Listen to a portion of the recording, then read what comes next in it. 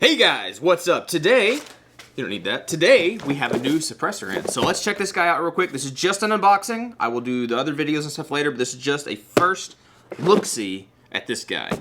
So let's get into it. All right, so we will open this guy up. This is a can that I really didn't think I was gonna get. It just so happened that it was a really good deal, and there's perks to being an SOT and all that kind of stuff. So I was able to get it at a really good deal, really good price, and I figured this would make sense because I have some other cans in this category that would be really good as far as like comparison stuff. Okay, so this is the CGS Mod9 SK. Comes in this sweet little case thing right here. Okay, so let's see what we get. We get a little. Oh, cool. That's your manual. All right. So here, you click on that thing, you screenshot, and then you do the little QR dealy, whatever.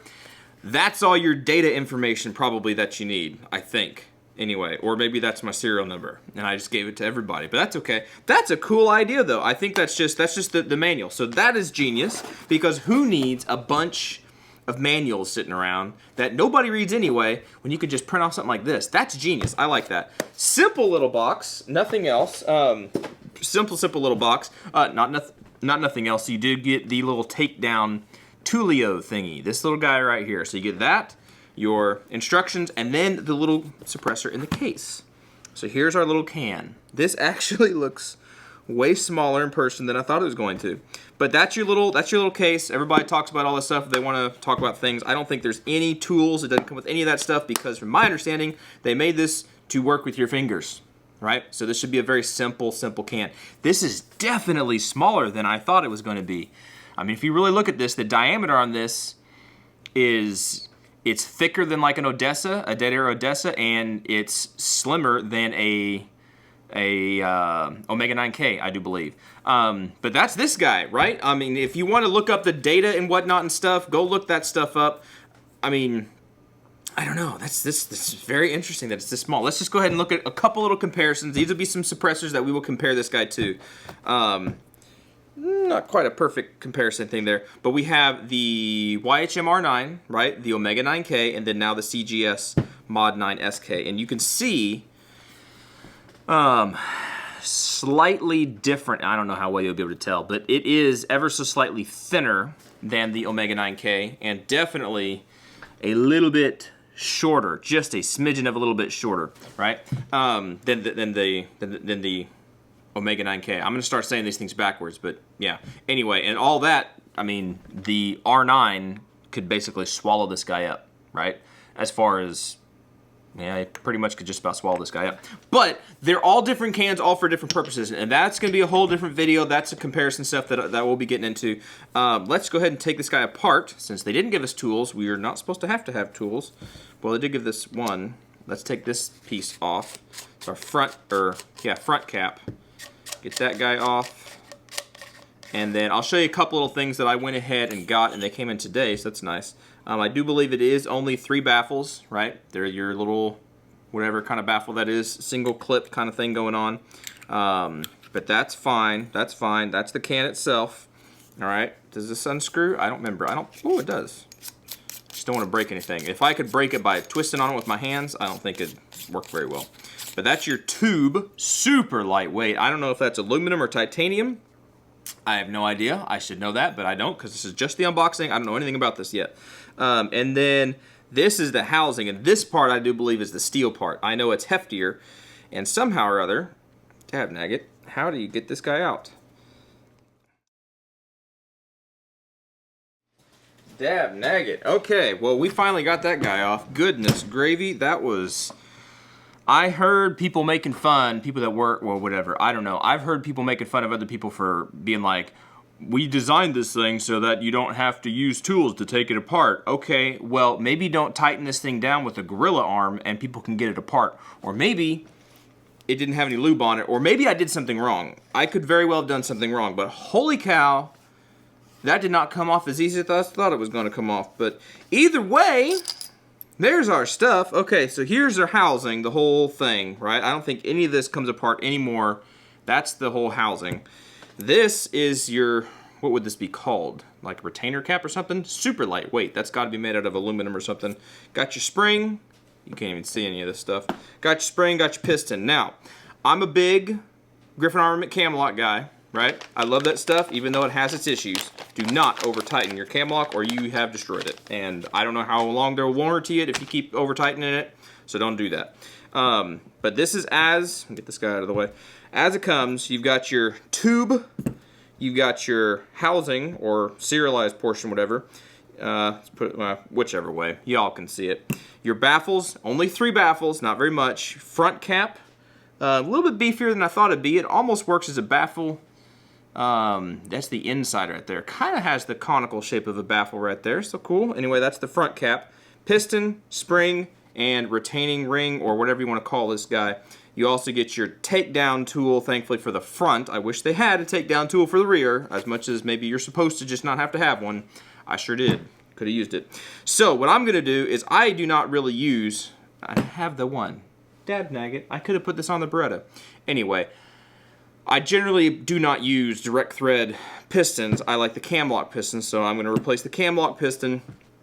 And then I did go ahead and get the, what you call, tri-lug adapter. So let's go ahead and put the tri-lug adapter in here real quick and kind of see how it looks, specifically on like the MP5. That seems to be the one that would make the most sense. Is this all universal as far as everything can go in there the same way? I think, maybe. Should have paid more attention to that. Woo, squeaky! Sorry if this squeaks. That's not too bad. All right. I should go on there like that. I think it's a little bit, it's got kind of a larger portion here, a smaller portion there, so I'm not sure which one's which one, but I think it goes in that way. I'm not lining anything up, I'm just sticking this guy back together kind of haphazardly. Alright, stick this guy back on here. Alright, use our little tool. Tighten that front down. Okay, now we are not going to over tighten this. We're just going to go ahead and plug this guy in. This is the tri-lug, right? So we'll go ahead and tighten the tri-lug on there, and we're not going to crank it down like a Gorilla Man, but that's this guy. So now, going back to our comparisons, that's your direct comparison, and it's still shorter. Even with the tri-lug sticking out, it's still just a smidgen of a hair shorter than the Omega 9K. So cool. So let's grab the MP5, because that's the best toast in the world for 9mm. Here's the R9. Yankee Hill R9. That's what that guy looks like. Bing, bang, boom. Okay. Here is the OG, the Omega 9K. Right? Still a beautiful, beautiful, beautiful can. Clean, very, very, very good. Not the quietest one out there, but very, very nice. And then now, here is the Mod9 SK. See if we can get it to go on these tri-lugs. Brand new tri-lugs sometimes are sticky. I'll give him that. He does not want to go on there, though. I don't want to force it on and make it pop or do something weird. There we go. There we go. It's just new. Okay. Yeah. So that's that guy. Okay. So still a very, very clean look. Sorry, black on black. Still a very, very clean look. Definitely smaller. So we'll see as far as the sound quality that comes out of this. But the idea of this guy, my understanding, it's straight up a 9mm can. It is user serviceable, right? You saw me take it apart.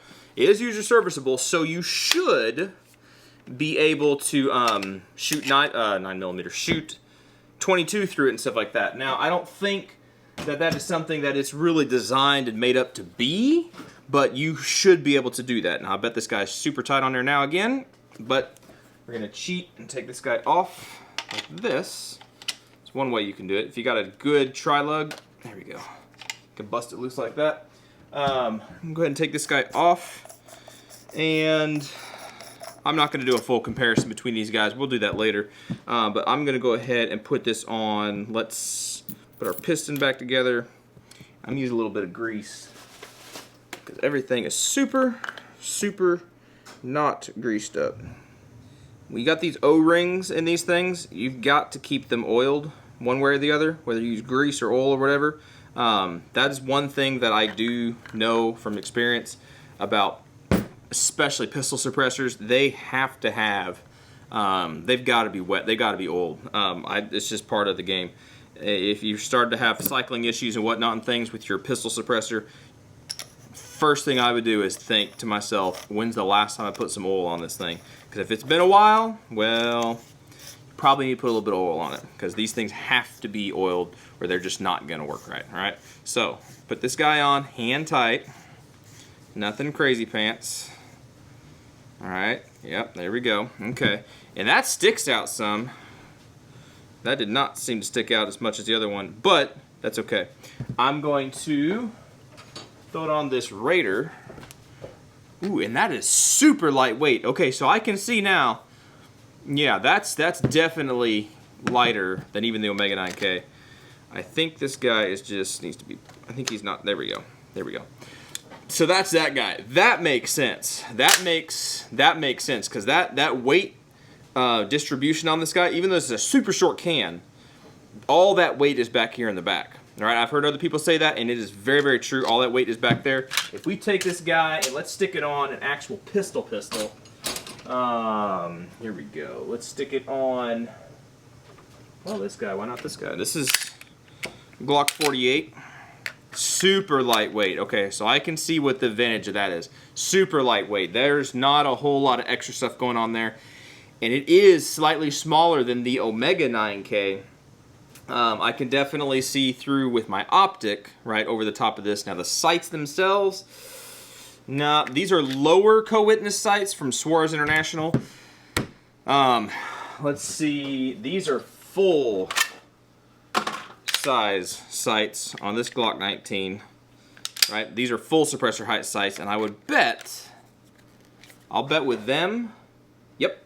With these guys on here, you can see right over the top. So this is a true suppressor height sight, like suppressor height sight check. Like it's gonna work. If you have suppressor height sights, whatever these things are, calipers, in inches, these are about 0.359. 0.359 or 9.18 millimeters. But that's suppressor height sight. Standard suppressor height sights, you should be able to see right over the top of there. I don't know, it never shows up. I'll do it. Never shows up on here. But maybe it will, maybe it won't. Probably not. I'll try to take a picture if I remember. But that's cool. And again, that weight distribution makes a difference. It makes a big difference. You barely even feel it on there. Now, it will be interesting. It will be very interesting when we actually get out to shoot this guy. Get this guy on here. Come on. You gotta be careful with them. That cam lock.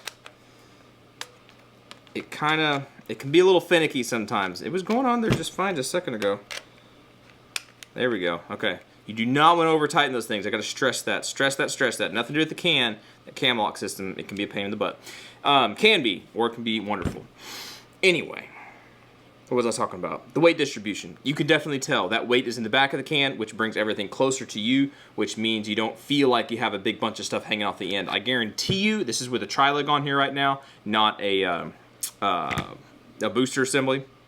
This is a heavy can. The R9 is a heavy can. It's big. I mean, honestly, both of these are pretty dang close in weight. And there's a trade-off there. Again, I'm going to save a lot of that for the comparison video, but there's a trade-off there. These can handle super subs, 300 blackouts, you know, stuff like that, 762x39. You can do some crazy stuff with these two cans, the Omega 9K and the R9, whereas this guy, the CGS Mod9 SK, stick with 9mm, I think subsonic 300 blackout, subs only from what I understand, 22s and stuff like that. So it's a different niche, slightly different niche, but it's super lightweight. So anyway, that is a quick down and very dirty overview unboxing of this guy. The main reason I got this is, again, I got a really good deal on it. I couldn't pass up the deal on it. I'm a sucker for a good 9mm can, really am. And if I can get this guy to reliably run on the Raider, I think this could potentially be a really nice little setup right here. Because again, the weight on here is it's not a whole lot of weight. It's very minimal. I like that. It's not super long. It's compact, right? There's not a whole lot of pieces and parts necessarily to go wrong on it. It's not a fully welded can. But what I'm trying to say is against, like, let's say the Odessa with all the different baffles you could put on there. This same length is about what I have found is okay with the Odessa, right? So, but this is also thicker than the Odessa, so this should sound decent, I would hope. Not adding a whole lot of weight, and hopefully, since it's very lightweight, it should be able to cycle on this guy a little bit better, because this guy can have some cycling issues. I know I have the wrong barrel in here. It's not ramped and all that kind of stuff. We're getting into the weeds. I'm going to back out in a second, but that's the main reason I got this, for this kind of build, right? And potentially other tri-lug kind of stuff, 9mm tri-lug things, depending on how well it actually works, right? And again, if it'll go on here now, maybe now I put it on a couple times. There you go. Again, as a potentially a good 9mm pistol host, keeping this guy pretty much solely for 9mm. Depending on how it sounds, this, I think, is this guy's niche. Pistols, right? Sticking it on pistols and leaving it on pistols. Not worrying about the branching off and making sure that the suppressor can do 10,000 different things. It's not going to work. But keeping it simple and keeping it like in its niche. Keep it in its wheelhouse, and that's what I'm hoping it will be able to do, and I'm hoping it will do its best in its wheelhouse. So there you go, guys. That is again a down and dirty view of this guy. If you have questions about this, again, I don't know anything right now. Well, I know one or two things. I know that it's black, right? I joke. I'm gonna back up. If you want to know anything about this can, right? If you want to know certain testing things on it, like weights and all that kind of stuff, a lot of really spec stuff, again, go to these guys here. They probably have everything on their site, right? Everything is detailed in that. Go look at that before you come to me and ask me like what's the weight and the length and okay, that's what's going to be on there. If you don't want to know like how it sounds to an individual, like that's the stuff that we're going to cover in the review. Yeah, ask away that kind of stuff, or any other random kind of questions and stuff. Let me know what you got about this guy. And if any of you have this, right, that kind of came out all weird and wonky, whatever. But if any of you guys have one of these, a CGS Mod9 SK, I know there's the longer one, and I know it should sound better, but the Mod9 SK, I would love to pick you guys' ear, have you just, if you have one, just spill your guts about it. Why did you get it? What's its niche for you? Right? I'm big about niches, right? I mean, once you start getting into this game, you start getting different suppressors and different things, you can see that some are really good at one thing, and they can do a couple other things, but they're really good at a specific thing, right? Like that, the Dead Air Nomad L is really good at suppressing 300 blackout. It makes it stupid quiet, right? The Primal, for whatever reason, you put a high pressure round in that, like a 30-06 or something like that, for some reason the baffle design, it's almost like it kicks it into turbo mode and it works better, right? So it works better on that. I mean, you can shoot 9mm through it, you can.